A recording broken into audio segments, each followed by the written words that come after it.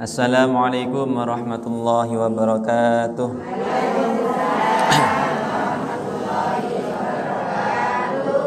Bismillah, alhamdulillah, wassalatu wassalamu ala rasulillah wa ala alihi wa sahbihi mawalah.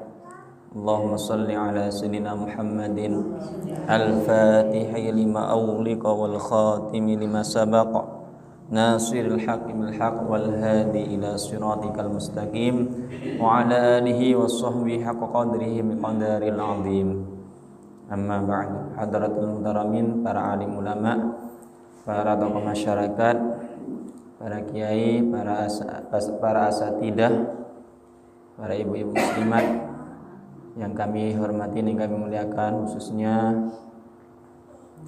wabil khusus nakhusu bidzikri mudirul ma'had wal madrasah Sultan 2 yang kami hormati juga yang kami muliakan, pengurus ibu-ibu muslimat. Alhamdulillah, dalam kesempatan kali ini adalah kesempatan yang sangat mulia karena berada di hari di mana termasuk daripada bulan Ramadan yang penuh keistimewaan. Ibu-ibu muslimat yang dimuliakan Allah dan yang dirahmati Allah, sebetulnya bulan Ramadan ini bulan yang sangat mulia, bulan yang sangat istimewa. Tapi sesuai dengan apa, sekadar apa kita mengistimewakan bulan Ramadan ini? Sekadar apa kita memuliakan bulan Ramadan ini? Kalau kita betul-betul memuliakan, kita betul-betul mengistimewakan bulan Ramadan ini, maka insya Allah tak ada satu waktu yang hilang tanpa kita manfaatkan daripada bulan Ramadan ini. Satu contoh kecil, bulan Ramadan ini pasti akan dicari-cari, diharapkan, terutama bagi orang-orang soleh, orang-orang mulia di sisi Allah, yang selalu mengharap akan sampainya kepada bulan Ramadan, dari Ramadan ke Ramadan berikutnya dan seterusnya. Bukan hanya orang-orang yang masih hidup, ibu muslimat yang dirahmati Allah, bahkan orang-orang yang sudah meninggal pun ini masih mengharap bisa hidup lagi dan nututi yang namanya bulan Ramadan. Dalam suatu riwayat, Al-Imam Ibnul Jauzi rahimahullah berkata, Al-Imam Ibnul Jauzi rahimahullah ini sempat berkata, laukila li ahlil kubur, kok seandainya dikatakan kepada orang-orang yang ada di dalam kuburan, di alam barzah yang sudah meninggal, tamannau, hai penduduk-penduduk kubur, penduduk alam barzah, berangan-anganlah sekarang kalian. Maka apa yang mereka katakan? La tamannau yauman, la tamannu yauman min Ramadan. Maka pasti mereka akan berangan-angan nututi meskipun satu hari saja daripada bulan Ramadan. Itu yang mereka harapkan. Saking istimewanya, saking mulianya bulan Ramadan, orang yang sudah meninggal pun masih ingin, berharap meskipun nututi satu hari saja dari bulan Ramadan, pasti akan kesempatan itu akan dimaksimalkan meskipun hanya satu hari. Kok seandainya bisa, tapi itu semua cuma angan-angan saja, cuma angan-angan, harapan saja. Karena orang yang sudah meninggal ya nggak akan hidup lagi, kecuali nanti dibangkitkan oleh Allah yaumul qiyamah. Ibu muslimat yang dirahmati Allah, kemuliaan yang sangat penting dan terpenting, terutamanya di bulan Ramadan, amaliyah yang sangat agung tentunya yang kita harapkan daripada yang kita amalkan di bulan Ramadan. Yang pertama adalah al-ilmu, yang kedua adalah Al-Quran. Saya cuma membahas dua ini saja. Pertama, al-ilmu. Kemuliaan ilmu bukan hanya diperoleh di bulan Ramadan saja, bahkan setiap saatnya di bulan-bulan yang lain. Orang-orang Terus orang-orang soleh, orang-orang baik selalu menginginkan ilmu. Akan tetapi di bulan Ramadan istimewanya berlipat ganda. Dalam suatu riwayat juga Nabi Muhammad SAW bersabda, "Man hadara majlisal ilmi fi Ramadan." Orang yang bisa hadir, sempat hadir, menyempatkan diri hadir ke majelis ilmu, tempat pengajian di bulan Ramadan. Orang yang bisa menyempatkan diri hadir, karena orang semuanya aslinya bisa sempat, yang menyempatkan. Cuma saya tak bisa hadir nikah berarti saya tak menyempatkan. Semua orang sibuk, tapi sibuk. Tapi kalau orang sesibuk apapun dia bisa menyempatkan untuk hadir majelis ilmu, bisa hadir. Dikasih jalan oleh Allah, diberi jalan oleh Allah. Kalau ada niatan, betul-betul punya niatan untuk hadir, pasti dikasih jalan oleh Allah. Sesibuk apapun dia. Orang yang sempat hadir di majelis ilmu terutama di bulan Ramadan, kata Rasulullah, kataballahu bikulli qadamin ibadatis sanah.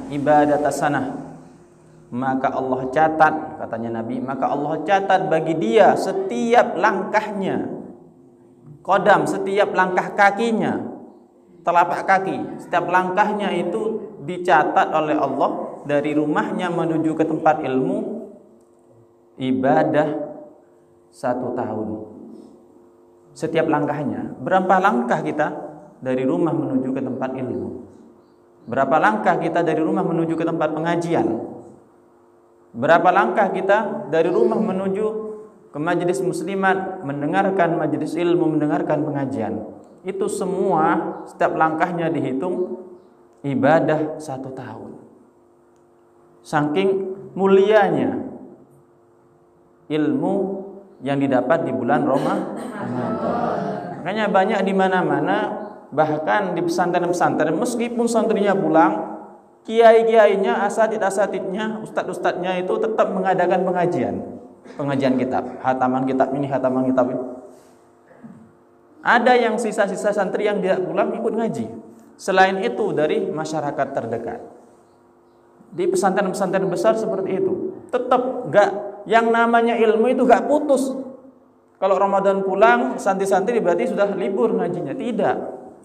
Bahkan mengadakan pengajian lebih rutin lagi, lebih istiqomah lagi selama bulan Ramadan itu. Karena apa? Ingin mendapatkan sesuatu yang sangat agung, sesuatu yang sangat besar, yang sangat istimewa, yakni ilmu. Yang kedua, singkat kisos, yang kedua adalah Al-Quran. Kenapa saya bilang Al-Quran? Amaliyah membaca Al-Quran ini sangat istimewa di bulan Ramadan. Satu alasannya, yang pertama, dalam Al-Quran pun disinggung oleh Allah, Syahrul Ramadan alladzi unzila fihi Al-Quran. Ketika Allah menyebut Syahrul Ramadan, bulan Ramadan, di dalamnya diturunkanlah Al-Quran. Nuzulul Quran kan di bulan Ramadan. Di dalamnya diturunkanlah Al-Quran. Sudah disinggung oleh Allah. Setelah menyinggung Ramadan, disinggunglah Al-Quran. Bukan hanya itu keistimewaan orang membaca Al-Quran di bulan Ramadan. Bukan berarti hanya di bulan Ramadan saja membaca Al-Quran, tidak. Tapi dilipat gandakan lebih daripada di bulan-bulan yang lain.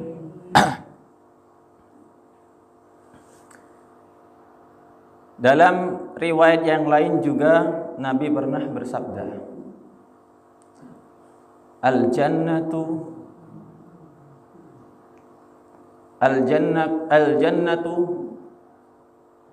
syaukun li arba'ati nafar. Sebetulnya surga itu rindu terhadap 4 golongan orang. Saya singkat saja. Yang pertama adalah talil Quran, orang yang senang membaca Al-Quran. Ini dirindukan surga. Surga itu rindu terhadap orang yang senang baca Al-Quran. Yang kedua, wahafidul lisan, orang yang suka menjaga lisannya dari ucapan-ucapan yang kotor, ucapan-ucapan keji, ucapan yang menyebabkan dosa. Yang ketiga, wa mut'imul ji'an, orang yang suka ngasih makan kepada orang-orang yang kelaparan. Yang terakhir, yang keempat adalah wasaimur Ramadan, orang-orang yang puasa di bulan Ramadan. Jadi Al-Quran dan puasa Ramadan ini enggak dipisahkan, menunjukkan bahwasannya memang Al-Quran itu bersanding dengan Ramadan sangat mulia. Sangat mulia. Bahkan di suatu kisah Nabi Muhammad pernah berkisah, di satu kitab itu dikisahkan, qala Allah Ta'ala li Musa, Allah Ta'ala pernah berkata pada nabinya Nabi Musa alaihissalam. Apa kata Allah? Ya Musa, inni a'taitu ummata Muhammadin nuraini likaila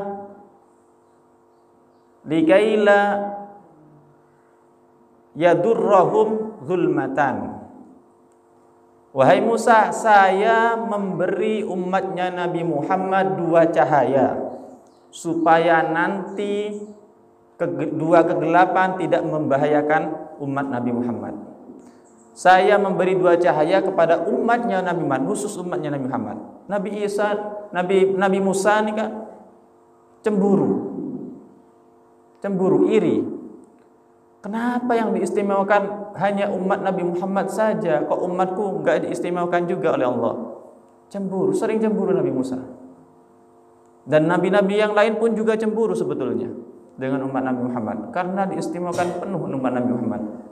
Berbuat dosa enggak disiksa langsung, enggak diadab langsung. Coba umat terdahulu berbuat dosa oleh Allah langsung diadab. Berbuat dosa diadab, disiksa langsung, turun adab. Tapi umat Nabi Muhammad yuakhirhumul adab, diakhirkan siksaannya. Pola umat Nabi Muhammad ini lestari sesudah melakukan dosa bisa bertobat, tidak melakukan lagi. Ini masih diharapkan oleh Allah. Makanya istimewa umat Nabi Muhammad. Kata Allah kepada Nabi Musa, inni a'taitu ummata Muhammadin nuraini, saya memberikan dua nur cahaya kepada umat Nabi Muhammad, supaya nanti dua kegelapan tidak akan berbahaya kepada umat Nabi Muhammad. Apa dua cahaya itu? Kata Nabi Musa, wa man nurani. Apa dua cahaya itu ya Allah? Tanya Nabi Musa. Apa jawabnya Allah? Dua cahaya itu adalah nurul Ramadan wa nurul Quran. Dua cahaya itu adalah nurnya bulan Ramadan dan nurnya Al-Quran.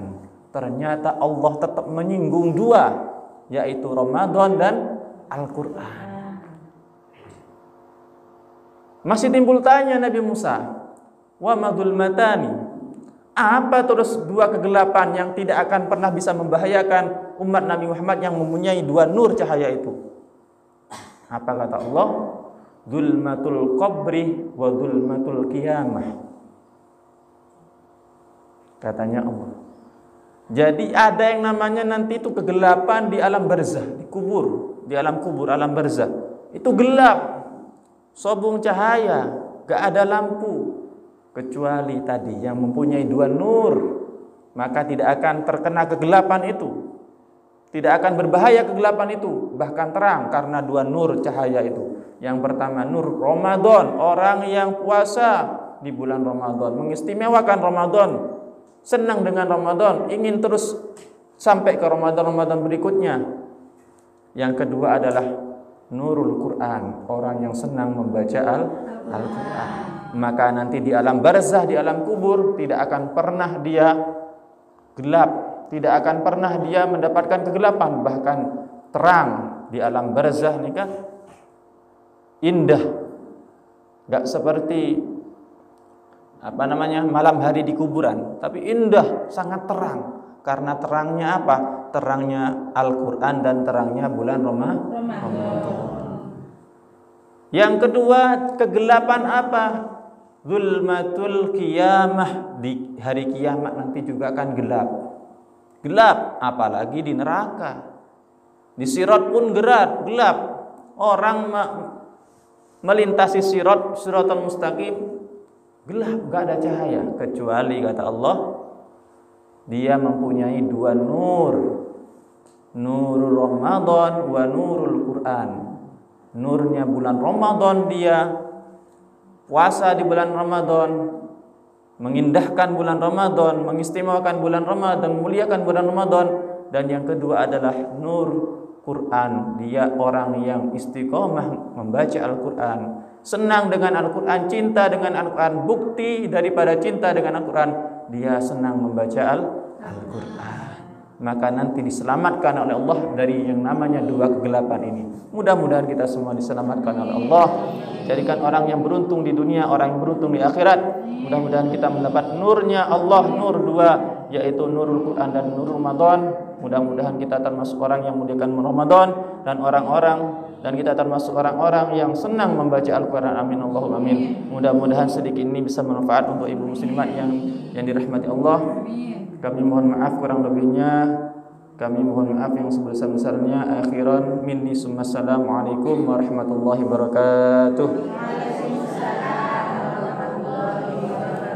Bismillahirrahmanirrahim. Alhamdulillah. Allahumma salli ala sayyidina Muhammad fil awwalin. Allahumma salli ala sayyidina Muhammad fil akhirin. Allahumma salli ala sayyidina Muhammad fi kulli hin. Allahumma salli ala sayyidina Muhammad hatta tarisal arda anta khairul warisin. Allahumma inna na'udzubika min ilmin la yanfa' wa qalbin la yakhsha' wa 'amalin la yurfa' wa du'ain la yasma'u nashba'. Allahumma ij'alna wa awladana wa dhurriyyatina wa talabina min ahli al-'ilmi wa ahli al-khair wa la taj'alna wa iyyahum min ahli asy-syarri dhair. Rabbana hab lana min azwajina wa dhurriyyatina qurrata a'yun waj'alna lil muttaqina imama. Rabbana zalamna anfusana wa illam taghfir lana warhamna lanakunanna minal khasirin. Allahumma a'inna ala dinina bid-dunya wa ala dunya bit-taqwa wa ala taqwa bil amal wa ala al-amal bit-tawfiq wa ala jami' dhalika bi-nafrika ila ridhaka min jannatika masmi dhalika bin-nadri ila wajhikal karim. Rabbana atina fid dunya hasanah fil akhirati hasanah wa qina adzabannar. Sallallahu alaihi wasallam Muhammadin wa ala alihi wasallam. Subhana rabbika rabbil izzati amma yasifun. Salamun alal mursalin walhamdulillahi rabbil alamin. Al-Fatihah.